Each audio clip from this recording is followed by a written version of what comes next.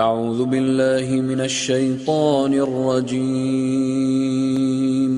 شهر رمضان الذي أنزل فيه القرآن شهر رمضان الذي أنزل فيه القرآن هدى للناس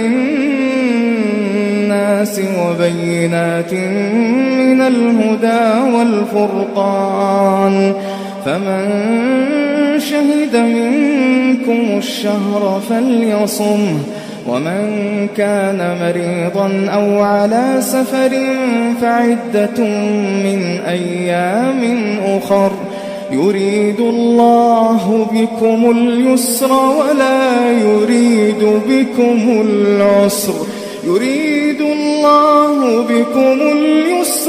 ولا يريد بكم العسر ولتكملوا العدة ولتكبروا الله على ما هداكم ولعلكم تشكرون.